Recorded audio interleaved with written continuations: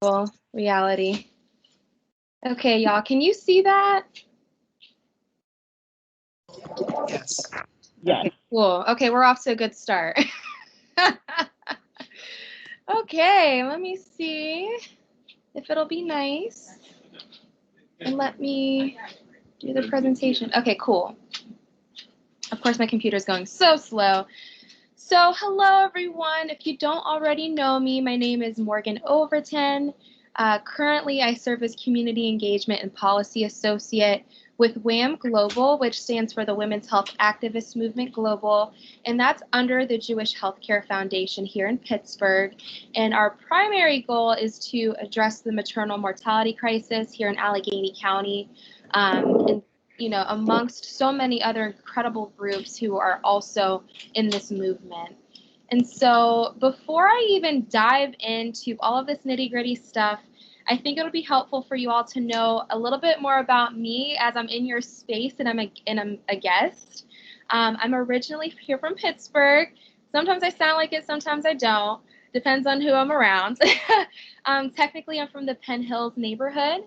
And I'm a double Pitt alumna. I kind of talked about this a little bit earlier, but I originally earned my bachelor's degree in psychology with a minor in studio art. And my whole goal was to be a scientist when I grew up and do specifically brain sciences when it comes to kids. Like as soon as they're born, I want to know how their brains developed. And then my trajectory pivoted. So a big PSA to you all is that it's okay to pivot. If you feel as though something else is calling you, then answer it. And that's what I did. So I ended up going to Pitt again for my master's in social work with a focus in community organizing and social action. And then I also serve as vice chair on the Gender Equity Commission, and I'm sure we are all too familiar with the Equity Commission and the report that came out in 2019. I've been on the commission for a year now, and I was just elected as vice chair in January. And I'm still doing my art. I'm an artist. It's pretty much my other job. I have artwork actually exhibiting downtown on Smithfield Street. So if any of you are passing through downtown, you can go by the Pitt building and see my art. It was for Juneteenth. And I'm also a fur mama to a Yorkie named Nala. So that's just a little bit about me before we get into this deep, deep stuff about policy, right? So why should we even care? I mean, policy and politics in general just seem so out of reach. And frankly, for so long, it hasn't included diverse voices. It hasn't represented us in ways. So it's like, why should we care? But at the end of the day, the main point that I really want to drive for you all is that policy is personal. It has the power to drive our quality of life and just generally governmental decisions at the city level, the state, and the federal level can impact our daily lives. And so in an ideal world, policy decisions that are good would aim to improve our overall well-being. And that's why I'm going to speak on the Black Maternal Health Momnibus later, because it's such a great example of the power of good policy change.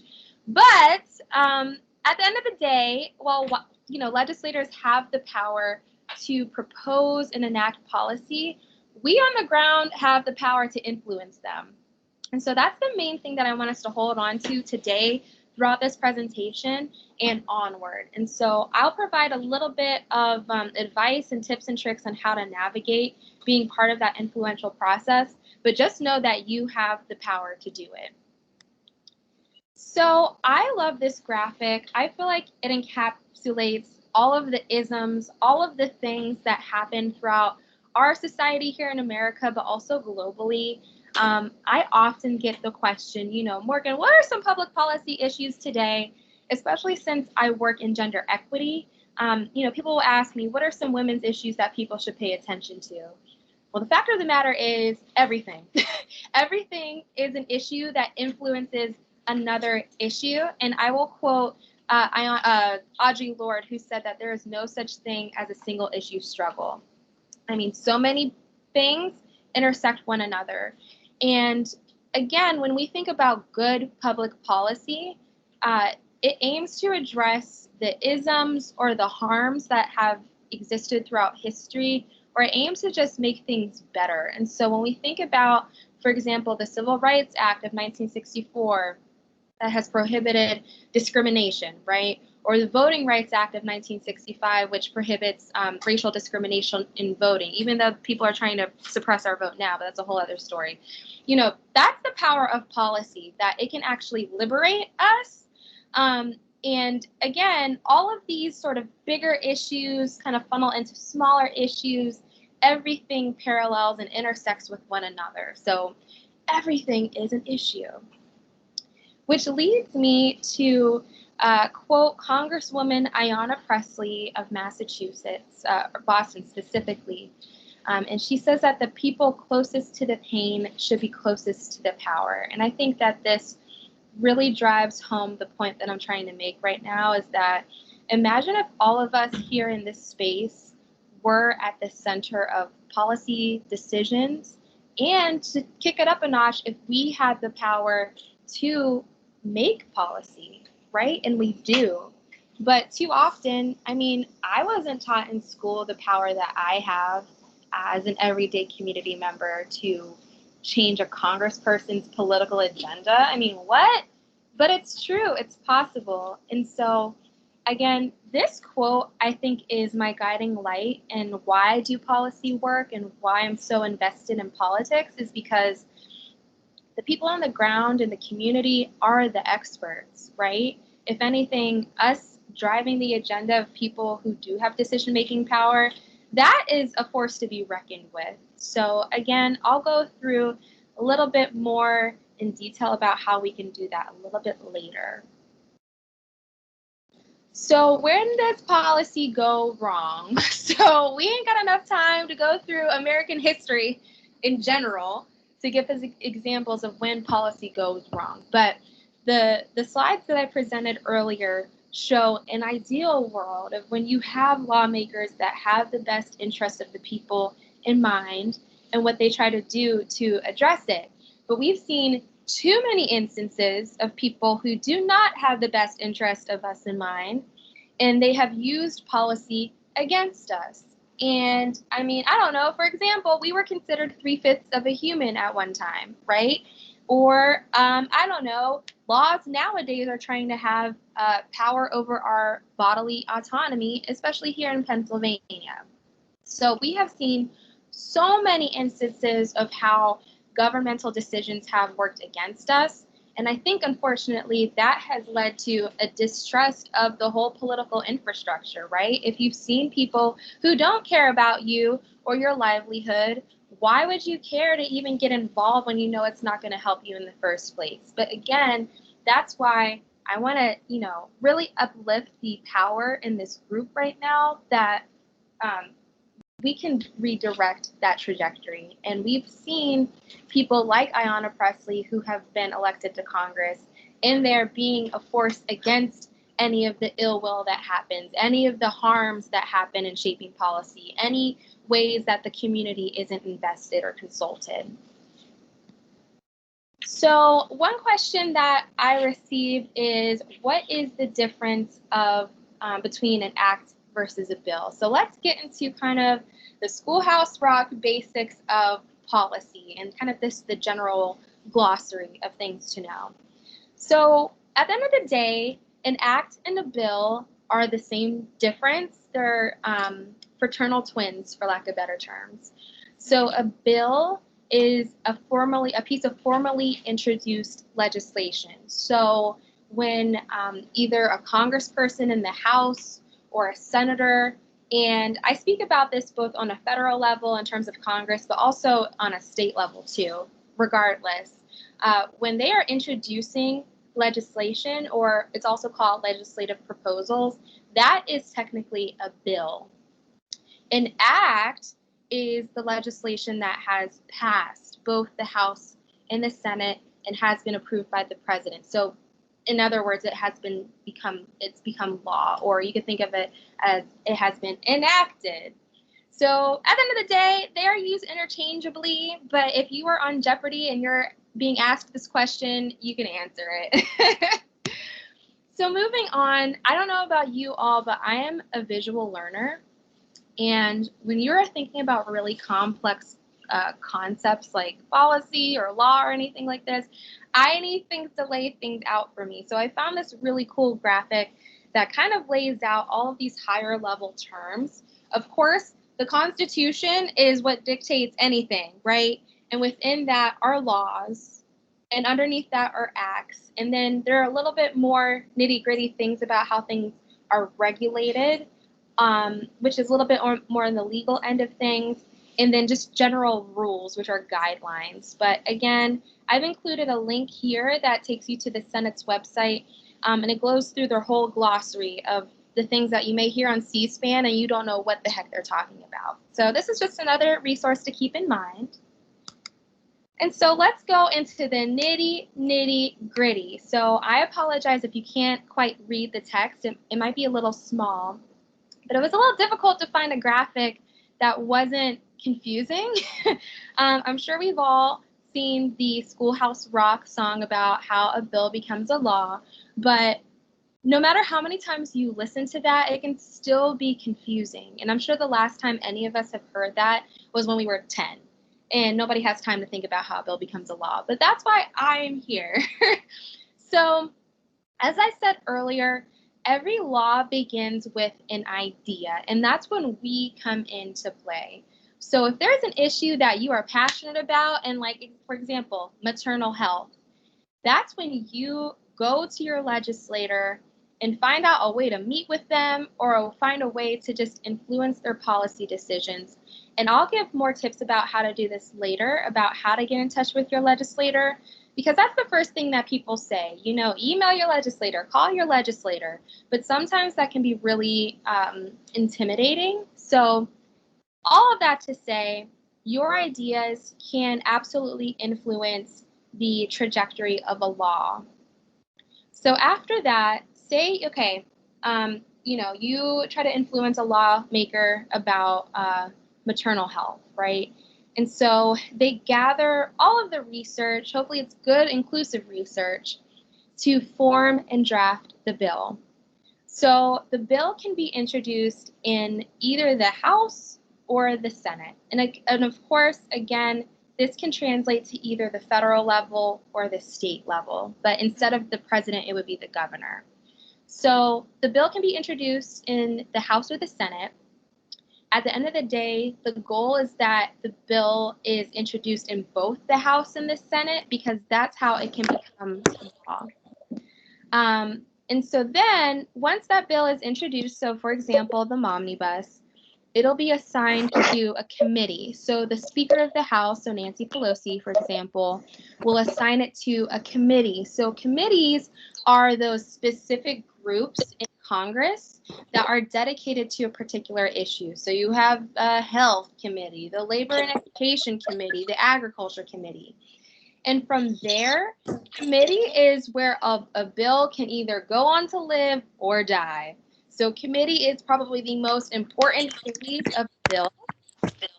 And from there, the Congress will debate and vote on the bill, determine whether it needs to be amended, changed. And at that point, that is where you see the little House and Senate little graphic here. That's where we need both the House and the Senate to agree on the same version of a final bill. Am I echoing? Can you all hear me? Because I hear noise in the background.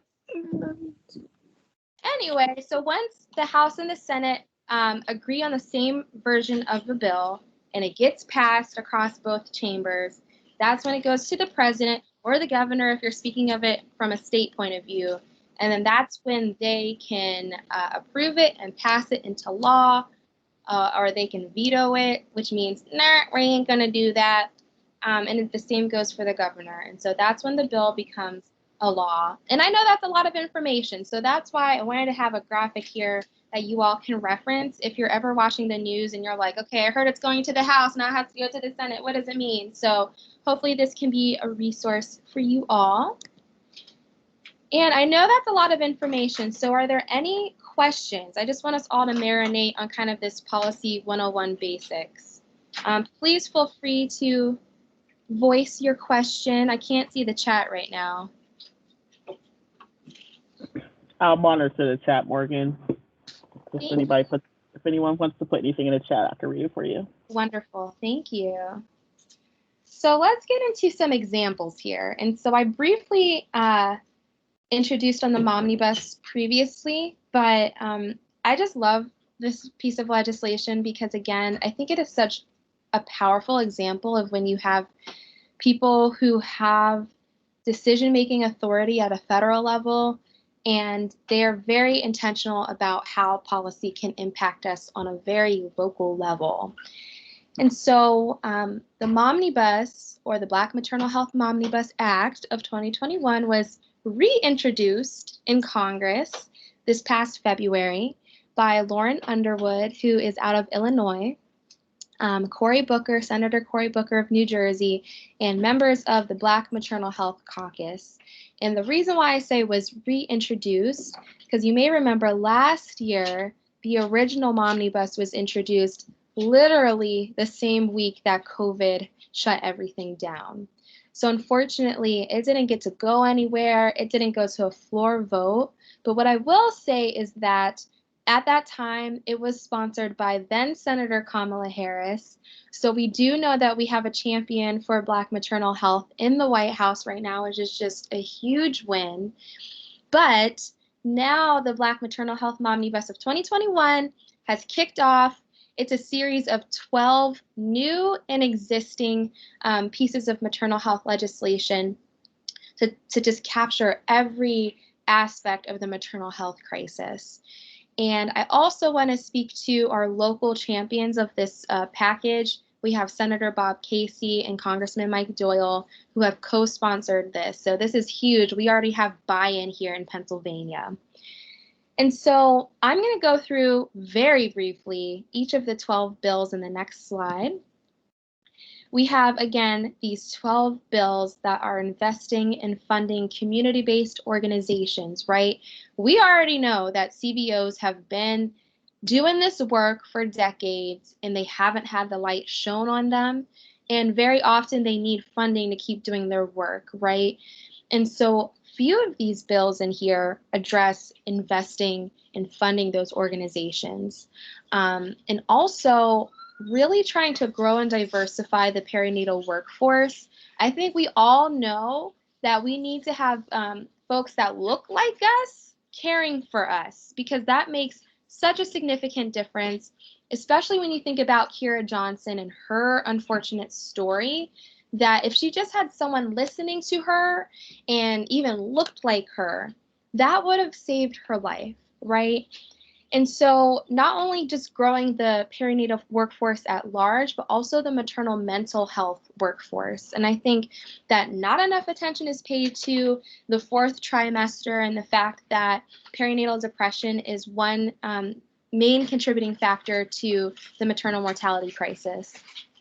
Also, the care and attention needed for moms who are incarcerated, because that is yet another group that no attention is paid to, and yet they are most at risk for maternal health disparities.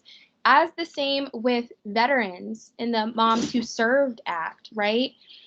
Senator Casey himself has sponsored the Impact the Save Moms Act, which is aiming to extend Medicaid coverage up to a year postpartum. I mean, these are such common sense things, right? And we can only hope that this package just continues to succeed throughout the whole legislative process, because it's overdue that we need these things. Now, at the bottom, you'll see 3 bills that have a star next to them. That means that they are new to this new 2021 package. Of course, we have a Pandemic Response Act. We know that COVID has only amplified disparities, and that's the same with maternal health, right? So Senator Elizabeth Warren of Massachusetts has sponsored the Pandemic Response Act. Senator Ed Markey, also from Massachusetts, introduced the Protecting Moms and Babies Against Climate Change Act. We know too well living in Allegheny County has just immense impacts on our health at large, and imagine what that can do for expectant people or birthing people or just families in general. And finally, the Maternal Vaccination Act. Surprisingly, a lot of mothers and children aren't vaccinated just for basic things like the flu or Tdap, any of those things on top of COVID. So this is trying to address making sure that our people are vaccinated and taken care of. So some of these bills have bipartisan support, and I think by some I only mean two. I think it's the Moms Matter Act and the Protecting Moms Who Served Act. But otherwise, on this next slide, you'll see that 149 House representatives have co-sponsored the Momnibus, 27 have co-sponsored it in the Senate, and all of them are Democrats, which means all of us have to continue to urge Republican lawmakers to realize that a safe and sacred perinatal journey is not a partisan issue. Last time I checked, it impacts all of us, right? So hopefully we can get some Republican champions for maternal health. I don't know who that's going to be. I don't know how that's going to happen, but that's why we need to continue to put pressure on them. And so also very recently in the news, probably just a week ago, I don't know what the date is. Yep, a week ago, over 160 members of Congress have called on House and Senate leadership, meaning Speaker Pelosi in the House and Majority Leader Schumer in the Senate, to include the Momnibus in the next COVID relief package. And they have done an excellent job at conveying the fact that, again, COVID has only amplified maternal health disparities, and we cannot call ourselves a country that has, you know, the most advanced healthcare or anything if we're not addressing our birthing people and families. So keep an eye out for that. Hopefully, we will see this move forward. But again, it's going to take all of us to keep putting pressure, not just on Republican lawmakers, but also our Democratic ones as well. Before I get into more tactical advice about how you can get involved, are there any questions, any clarifying questions about the Momnibus? I did have one question that came through the chat. It says, who is on the committee that reviews our bills? I will get into that. Who is on committee? Okay, I'll definitely get into that on this how to get involved piece. Are there any other questions? I feel like I'm flying through this presentation, so please, people, give me some questions or say something, because this is like speed policy, and I know it's so much to marinate on. So let me just slow down. So go ahead. Oh, sorry. Another question that came in is, do we have a timeline on the Momnibus legislation yet? So that is all too dependent on committees. It's dependent on different debates and kind of town halls that happen for it. Hopefully in this congressional year, it'll make movement out of committees. But that's why we need to keep paying attention to the news, because some different things happen for different bills. They can pass the whole Momnibus, or there can be certain bills that make it through. So it's just kind of it's a box of chocolates. You don't know what you're going to get situation. So just keep paying attention, folks. Okay, I have a question, Morgan. At what point does a bill die? Well, that happens in committee. If, for example, they're like, no, we don't want to move forward with this, that's when it dies. So, for example, if the Social Determinants for Mom Act, if it's referred to the Health Committee and they're debating about it and they're negotiating and they're just like, we ain't gonna, or no, it's not gonna move past committee, that's when it dies. And it's the most unfortunate thing. And I do have a piece here about committee, because I don't think enough people know about the power of committees. And sometimes we just think about, oh, that's our state representative, that's nice, but they serve on committees. And we need to know what committees those are to see if they're even championing, if that's even a word, the certain piece of legislation that we're interested in. So I'll get into that. So I I have a few pieces of advice here, and I just want to preface this section by saying to all of you, I mean, the fact that you all are in this space shows that you are motivated to be part of the change and the solution. But when it comes to, really getting engaged in politics and policy, I would say find what it is that ignites you.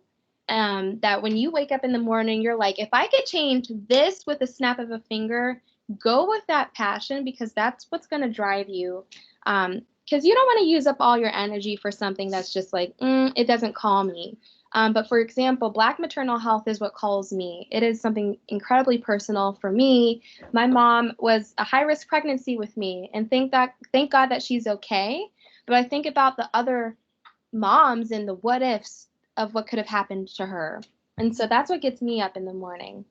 But I just want you all to know that each of you individually and as a group are a force to be reckoned with when it comes to influencing the future of this region in general, but also the political decisions of our lawmakers. And so just hold on to that. When you're thinking about how to get involved, you have a stake in this. So I'm going to kick it off by speaking about researching who the power players are locally. And the advantage of living in Pittsburgh and Allegheny County is that we are all 1 degree separated. That might be a good thing or a bad thing. I don't know. It depends on who you're talking to. I'm sure we're all cousins in this group. That's just the nature of Pittsburgh.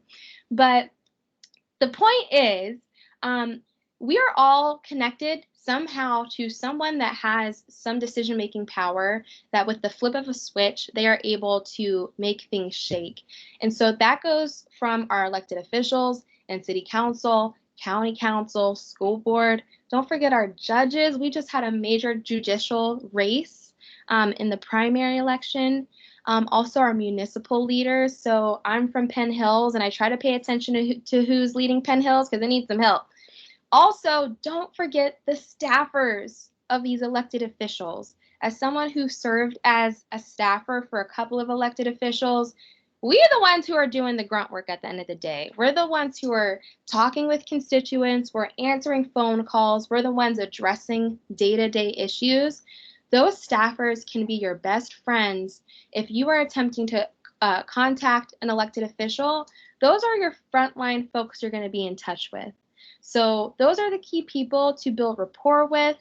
Ask if you can set a meeting, even just with them. If you're not able to contact or get in touch with the high up elected official, they matter too. And I will give you advice about how to get in touch with these people in another slide. But also nonprofit executives. Pittsburgh has about 11 nonprofits. Each of them have executive leadership.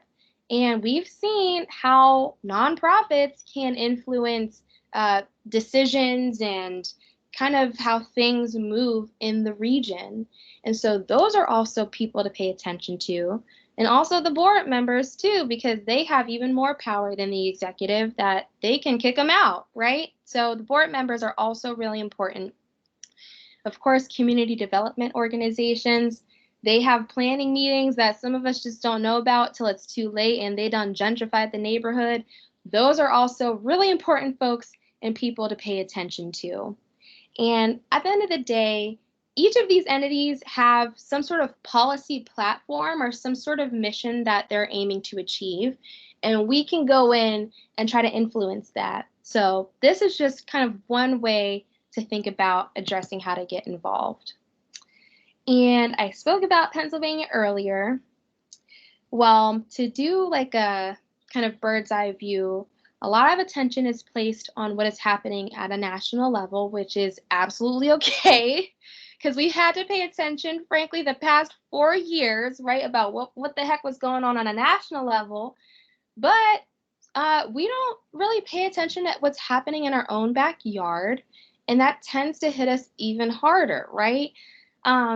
So that means the community level, the city level, the county, and the state. And I put a huge emphasis on the state because unfortunately, Pennsylvania's legislature is still archaic. It is dominated by white men. It is a Republican legislature. And that means, if any of you have been paying attention to local news, voting rights have been at stake. Women's rights in terms of health care has been at stake right here in Pennsylvania. So even though we might have Uncle Joe and VP Harris in the White House, we still have to attend to our own at home. And so one website that you can go to see what policies are happening and when is our Legistate Pennsylvania legislation website. And I have a direct link here where it'll take you straight to where you can search for bills. So for example, if you were interested in environment, you can type in environment, see what bills have been introduced, see who has sponsored the bills, and you just end up in a rabbit hole of finding out information. I think that this is a great resource to figure out what is currently happening at the state legislature. And so again, committees. So committees is the make or break point. This is the point where you can find out what committees your elected official serves on. So I have 3 different links here. Of course, we have our Pennsylvania House and Senate. So if you look up your zip code or your address, it'll tell you directly who your legislator is on a state level. Then it'll take you to their picture. It'll take you to what committees they serve on. And then it'll also tell you how to contact their office. And so I know COVID has kind of shaken things up, but typically when you call those numbers, you're directed to either their capital office or their district office, which means their office back here at home in the neighborhood. And so one of the staffers will pick up. And so that's when you can put on your best speech or your best little, I don't know, your spiel to drive them into whatever your idea is and just ask for a meeting. And those are the folks that you become best friends with. It might be a little bit more tricky on a federal level. I have links here for U.S. House and U.S. Senate where you can find your representative and your senator, figure out what committees they serve on. And then from there, you can figure out what bills they have co-sponsored, what bills they have sponsored. You can actually click on the legislation and it'll show you a little tracker of, okay, this bill has been introduced. This bill has gone to the blank committee. And then it'll show you what happens in committee. And you can kind of go through a whole little like Pac-Man maze, essentially, of what has happened to that piece of legislation. Are there any questions?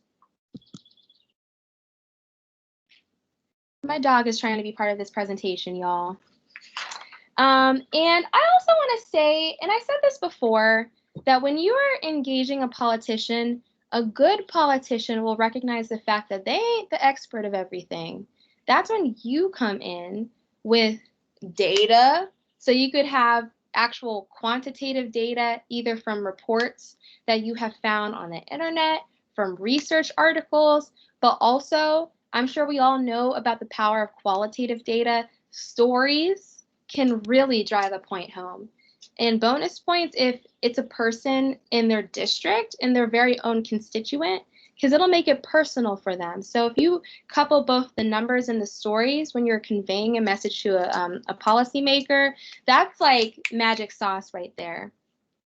So I'm going to go on to educating communities that you have access to. So this is kind of a bird's eye view of if you have individuals that they need a little bit of help and they can use your expertise, share it. But that also recognizes the fact that sometimes it requires emotional labor to convey very common sense things to people who just don't get it. For example, maternal health, or I don't know, racial justice, or I don't know, anything else that has to do with our basic human rights. Some people just don't get it. So use your ability to navigate the relationships you have with people and determine whether that is a space that you can educate and activate them. In some cases, I will say family members, also the youth in your communities. Our youth are the future, just like the song said. The youth are future voters, they're future elected officials, they're future leaders, and when you activate them early on, that can completely change the trajectory of the future of policy decisions of your region, what have you. I got involved in politics when I was 19. And at the time, I was like, oh, yeah, I'm grown, whatever. Now that I'm older, I'm like, oh my God, I was such a baby getting involved. And getting involved that early just changed my life. So do not discredit the youngins in your community and get them together and mobilize them. And that leads me to my next piece. If you have like-minded people who are ready to just be an answer to all the questions, you have a coalition because there are more power in numbers. So I'm sure y'all are already aware of organizations that are aligned with issues that you are passionate about. Figure out if they are organizations that are able to lobby, because you can organize a lobby day at the state capitol. I mean, I've been part of just powerful demonstrations at the state capitol where we are lobbying for a piece of legislation. Or if you don't feel like going all the way to Harrisburg, that's fine. You could go down to City Hall and do that, right? Because we've seen that a lot over this past year. Or you could just be in your community and be a presence, right? Let the people know that you are here advocating for an issue. And that can be through social media. We've seen, of course, over the past year, our virtual platform has been used to organize panels and town halls. You could have public events whenever the world's back open. Storytelling, again, there are so many creative ways that you can really uplift the voices of people to bring home the point that we need a certain piece of policy change. I was just recently on a panel for an organization called March for Moms, and I'm sure most of you have heard of them, and they have held a town hall on the Momnibus. So we brought people in to speak to every bill and about how it'll impact them specifically, but they were speaking to and advocating for that specific bill, and it was so powerful, y'all. And we have the recording, so if any of you are interested in watching it, I will send it. And finally, this is very common sense, but I can't say it enough that we all need to become scholars of history and current affairs, right? And I know it can be depressing to keep the news on all the time and see all the crap that's happening in the world. But don't do that as a way to depress yourself. Do it as a way to keep yourself informed, because for so long, all of these systems have relied on us to be ignorant and to be unaware of what's happening. And that's how they're able to get away with what all the ill will that they do. And we ain't about to have that no more. I will also say to go outside of mainstream media. If you find other sources on the internet that give you a little bit more of a different perspective or give you more context than those typical headlines that you see on the mainstream media, go for it. I will also say a really cool tool, if you don't already do it, is to activate Google News alerts, and they will send you articles every day to your email about a particular issue.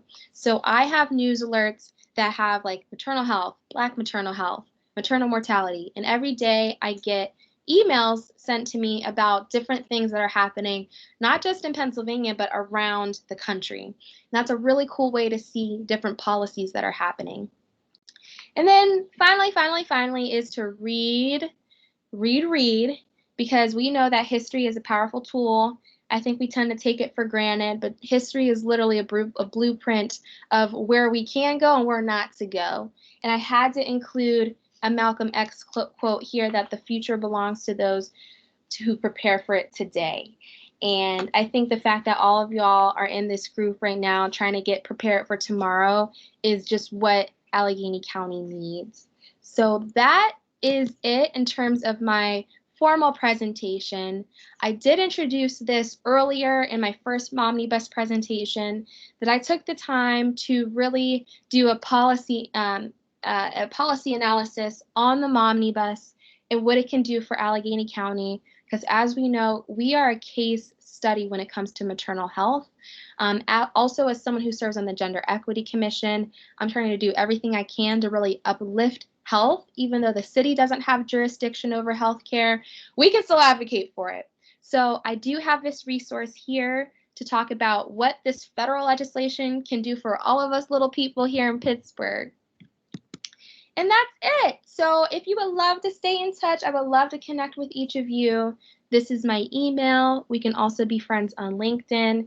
And hopefully as the world opens up, I will run into y'all in person. So that is it, everyone. Thank you so much. I'm happy to take any questions and figure out how to unshare my screen.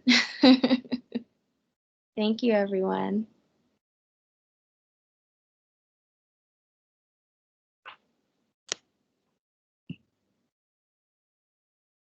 Thank you so much, Morgan. That was amazing. I want to drop those last 2 links in the chat here.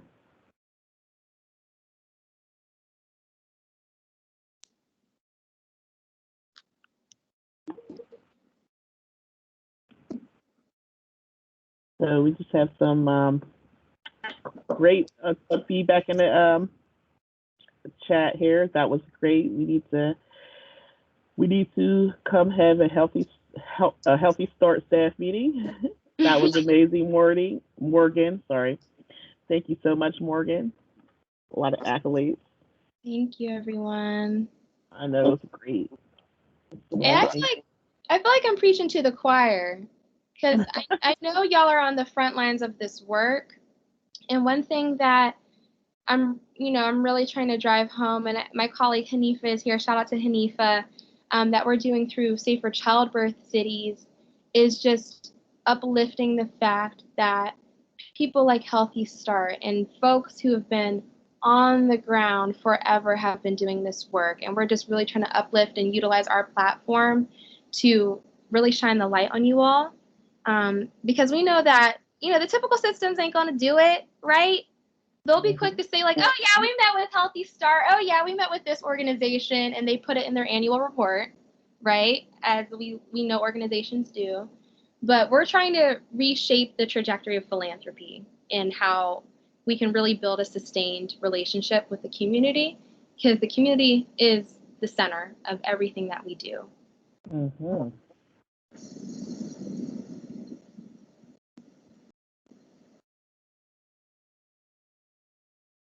And I am happy to do this presentation again. If any of y'all are like, we need this at whatever meeting, just hit a sister up. I'm here. Yes, I'll be contacting you, as we haven't scheduled our staff meetings past August, but I definitely, like, Healthy Start has been trying to be intentional about getting the message out about the Momnibus package and like what we can do to support it. So we'll definitely be having, just look forward to hearing from me. Probably our next leadership team meeting is next week. So I really want to talk about it next week on the agenda. Love it. You can hit me up anytime, Damia. Sure will.